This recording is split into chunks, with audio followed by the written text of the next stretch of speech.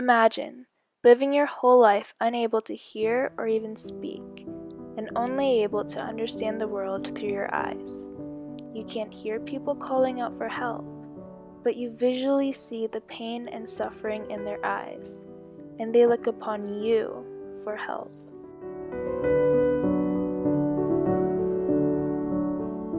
The novel The Heart is a Lonely Hunter by Carson McCullers is based on a man named John Singer who lives that life.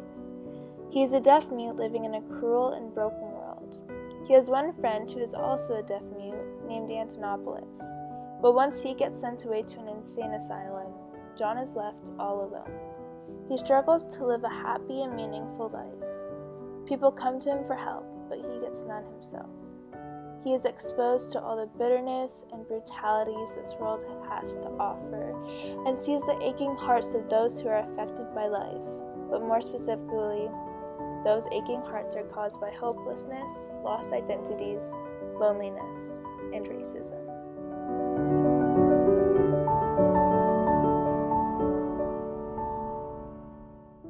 The author, Carson McCullers, published the novel in 1940 at the age of 22, which launched her writing career. She based the novel on relationships between people and the longing to connect with others.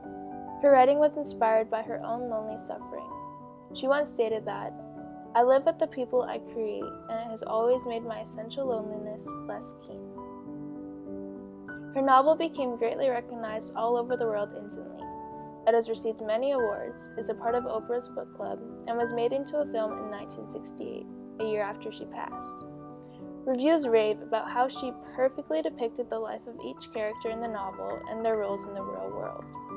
Wright, who is of color, was especially impressed with her ability to handle Black characters without being insulting or condescending.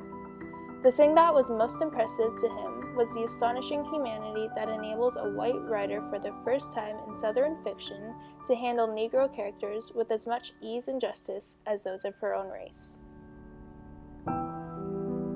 The novel relates To Kill a Mockingbird by Harper Lee. In this story, racism is the main theme as a colored man is accused for raping a white girl. Yet he is innocent, he is imprisoned due to the fact that he is of color.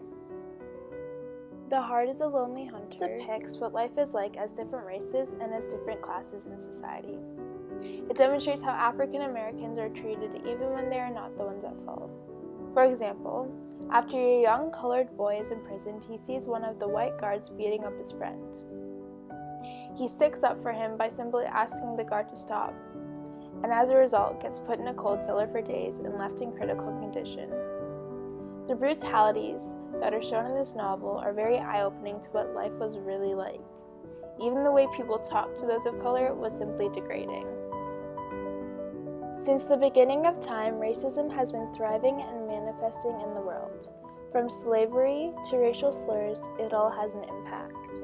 The need for power and control has resulted in the human race controlling each other, causing this discrimination and complete dominance of races over others. To this day, it is still very relevant, but will the assumptions that we have adapted into our society be forgotten, or will they be passed on to later generations? Quale delle due è bella? Questa. Qual è quella bella?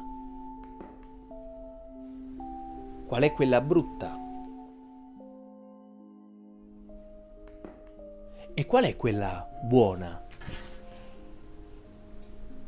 Quale è cattiva?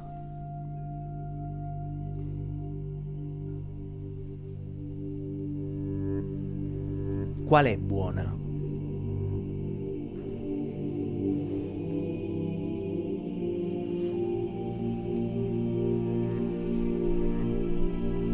Lei. Perché è buona? Perché ha gli occhi celesti. Quale è cattiva?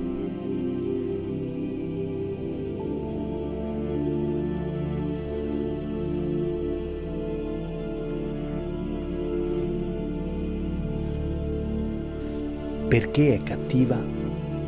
Perché è tutto nero. E qual è la bambola che ti somiglia di più?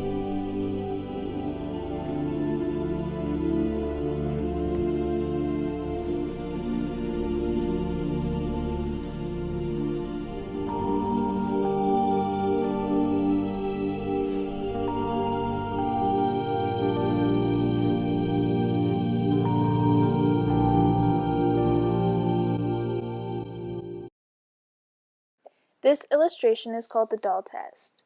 It's a psychological experiment designed in the 1940s in the USA to test the degree of marginalization felt by African American children caused by prejudice, discrimination, and racial segregation. Stereotypes, segregation, discrimination, and prejudice have all been engraved into society, causing everyone to judge someone only based on the skin they wear and live in. But in reality, I am not black. I mean, that's what the world calls me, but it's not me. I didn't come out of my mother's womb saying, "Hey, everybody, I'm black." No, I was taught to be black, and you were taught to call me that, along with whatever you call yourself. It's just a label. See, from birth, the world force feeds us these labels, and eventually we all swallow them. We digest and accept the labels, never ever doubting them. But there's one problem. Labels are not you, and labels are not me. Labels are just labels. But who we truly are is not skin deep. See, when I drive my car, no one would ever confuse the car for me. Well, when I drive my body, why do you confuse me for my body? It's my body. Get it? Not me. Let me break it down. See, our bodies are just cars that we operate and drive around. The dealership we call society decided to label mine the black edition, yours the Irish or white edition. And with no money down, 0% APR, and no test drive, we were forced to own these cars for the rest of our lives. Forgive me, but I fail to see the logic or pride in defining myself or judging another by the cars we drive. Because who we truly are is found inside.